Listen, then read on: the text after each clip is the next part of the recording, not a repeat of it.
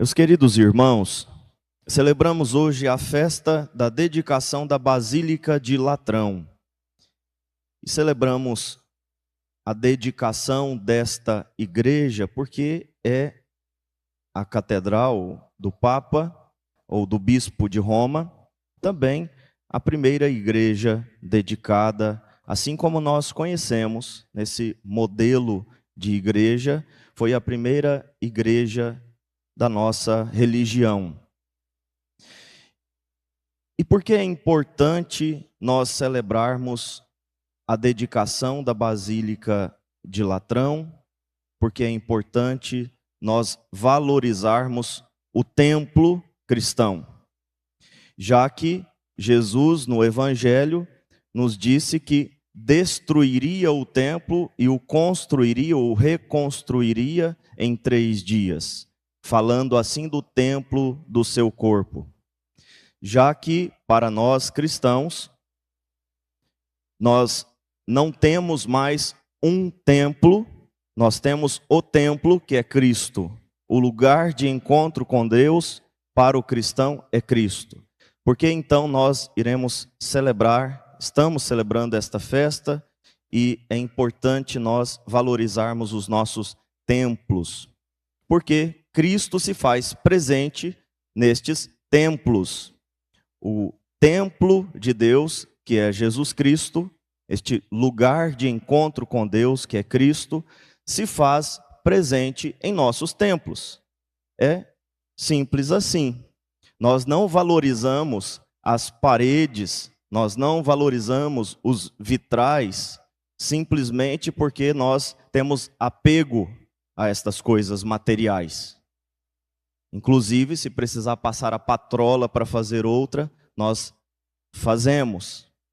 Se precisar de destruir, como foi destruída, por exemplo, a Basílica de São Pedro, a que nós conhecemos, não é a primeira basílica que foi construída. Provavelmente nunca mais será destruída. Mas se fosse necessário, para caber o povo, para ser um lugar de encontro com Deus melhor, nós faríamos.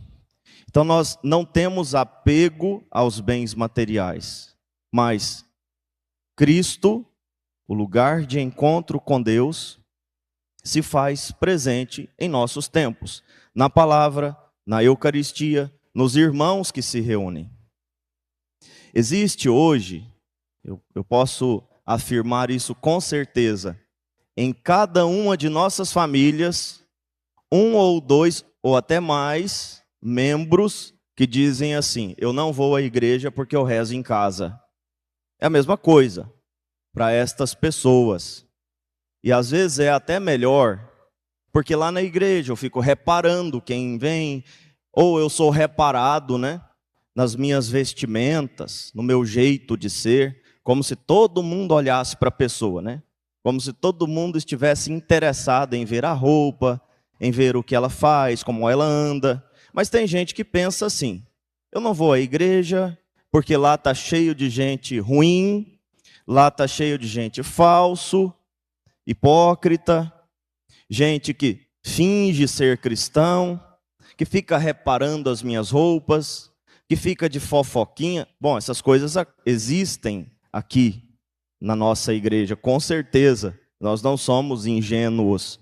Nós sabemos muito bem que existem situações ruins, que existem fofocas, desconforto, tudo isso existe. Nós sabemos.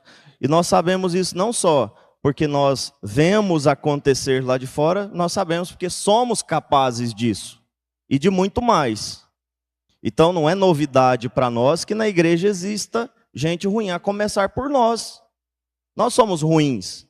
Jesus disse no Evangelho: se vós que sois maus sabem dar coisas boas aos vossos filhos, muito mais o Pai do céu dará o Espírito Santo a quem pedir. Então Jesus diz que nós somos maus, mas aquele parente sabe primeiro do que Jesus. Foi ele que adivinhou isso, foi ele que descobriu essa novidade, que nós somos maus e que precisamos de conversão.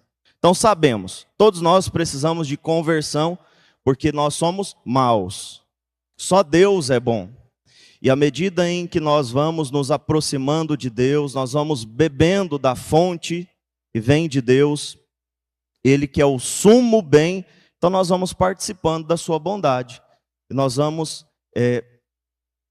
nós vamos agindo, vivendo de maneira boa ou de acordo com o bem, à medida em que nós nos aproximamos de Deus. Então até aqui não é novidade para nós, nós sabemos disso. Mas muita gente fala que não vai à igreja, que reza em casa. E eu pergunto para estas pessoas se elas rezam mesmo. Porque é possível, ou até mais do que possível, é quase certeza, e que essas pessoas não rezam. Nós que vamos à igreja com frequência, sabemos muito bem como é difícil rezar em casa. Não é fácil. A oração pessoal, a oração sozinho, é muito difícil. Quantas pessoas de missa diária confessam a dificuldade de rezar sozinhos em casa, de ter oração pessoal, de rezar todos os dias? Por quê? Porque na igreja é mais fácil. É mais fácil porque aqui você tem a palavra, você tem a irmã que canta, o irmão que canta, você tem a comunidade reunida, rezando junto, te estimulando. Você tem o padre, por pior que ele seja, que diz uma palavrinha boa, uma palavra que incentiva, que ajuda. Você tem um conjunto de coisas que te levam a rezar, que te ajudam a rezar. Você tem um som que faz a palavra chegar aos seus ouvidos, embora o nosso som aqui não... Cada dia está de um jeito, né? Cada dia que eu pego o microfone, parece que eu estou falando num som diferente. Então, embora o nosso som não seja tão bom, mas ele faz a palavra chegar nos nossos ouvidos. Em casa, nós temos distrações, nós temos a preguiça, né? Nós temos a procrastinação e tantas outras coisas. Então, quando alguém diz assim, eu rezo em casa, você pode duvidar. Provavelmente, no máximo que ela faz é rezar uma Ave Maria e um Pai Nosso. E com distração. Se perguntar para ela o que é que diz o Pai Nosso, quais são os pedidos do Pai Nosso, de onde vem a Ave Maria, ela não sabe dizer. Não sabe. Porque não reza conscientemente.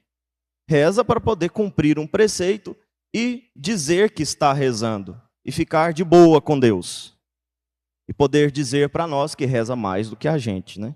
Reza melhor do que quem vai à igreja. Então nós sabemos muito bem, quem vai à igreja reza com mais facilidade. Não é porque é melhor, a pessoa é melhor, mas porque o ambiente colabora, o ambiente ajuda.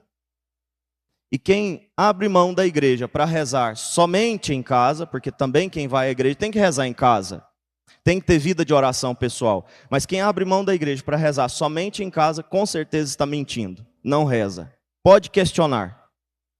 E a pessoa, se você espremer ela na parede, ela vai contar. Ela vai revelar. Eu já fiz isso várias vezes. E a pessoa acaba admitindo isso. Então, o templo para nós cristãos é um lugar muito importante. Porque nos ajuda a rezar. Nos ajuda a ter um encontro pessoal com Jesus Cristo. Na palavra, na Eucaristia, na presença dos irmãos, ou junto com os irmãos, porque onde 2 ou mais estiverem reunidos em meu nome, eu estarei no meio deles.